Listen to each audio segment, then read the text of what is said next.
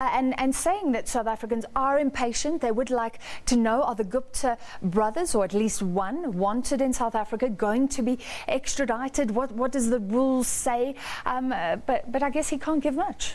Francis, you could see from the conversation that the foreign editor, Sophie Mokoena, was having with Dr. Silas Ramaite, that he's very cagey. He doesn't want to say much. Yes, of course, there was a prosecutors' conference being held in Sandton here in Johannesburg.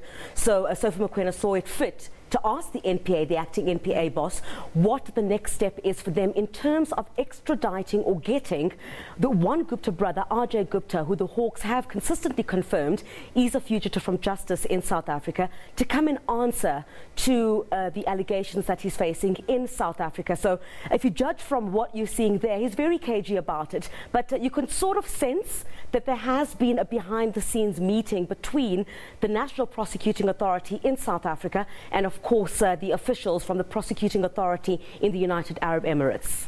And a lot of questions around whether there's political will to try and get them back. We know they're not going to come back voluntarily. That is clear. That was quite clear. And it has been for quite a while now, Francis, in that even today, as we were about to get the ruling from Justice Zondo, him indicating that when he gives his reasons for the dismissal of the Gupta's application to cross-examine witnesses, he took into account quite a number of factors, and the Commission clearly pointing out that he does not want to be held to ransom by the Gupta families. They were not going to be dictated to. That's the Commission in terms of how the Guptas wanted and when they wanted to be give their side of the story. So what we're seeing here clearly, Francis, is that the Commission was caught in between a rock and a hard place in trying to make sure that it has the evidence of these men who are at the center of the state capture, a commission of inquiry into state capture, and of course trying to ensure that the Guptas do have their say at the end of the day. But Justice Zondo ultimately pointing out that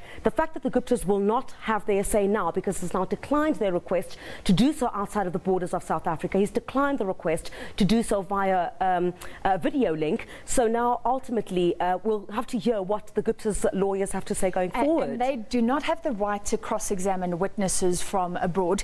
Yes. Duduzane Zuma, however, can cross-examine witnesses. Yes. But this is going to be so closely watched, because doesn't he open himself up for questions? Well, he certainly does, because you must recall, as early as the evidence of Themba Maseko, when he had also indicated, rather Mcebisi Jonas, the former deputy finance minister, when he had indicated that a number of calls had been made and Duduzane was trying to facilitate a meeting between him as well as RJ Gupta.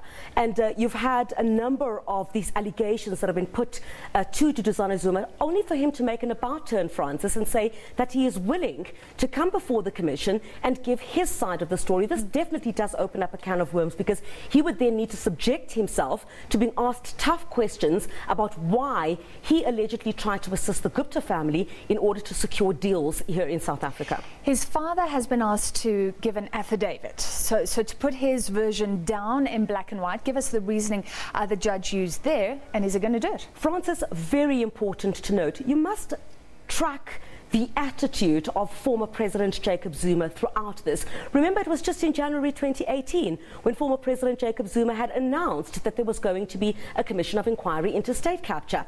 Just yesterday, telling Walter Sisulu students in the Eastern Cape that there's no such a state capture in South Africa. It's extraordinary. So if you also gauge by the fact that he's been implicated by the likes of Themba Maseko, who had said that the former president had called him from his Mahlabandlovu residence and asked him to assist the Gupta brothers with these deals. So when you've got that, and him saying he does not want to cross-examine witnesses, to him catapulting to saying there's no state capture in South Africa, it really shows the attitude of the former president towards this commission of inquiry. So it'll be very, very interesting to see what will happen in the next few days and whether he will depose of that affidavit to give his side of the story. Indeed. Thank you very much for that quick update on the Zondo Commission, the inquiry into state capture. That was the SABC's Chriselda Lewis. Well, moving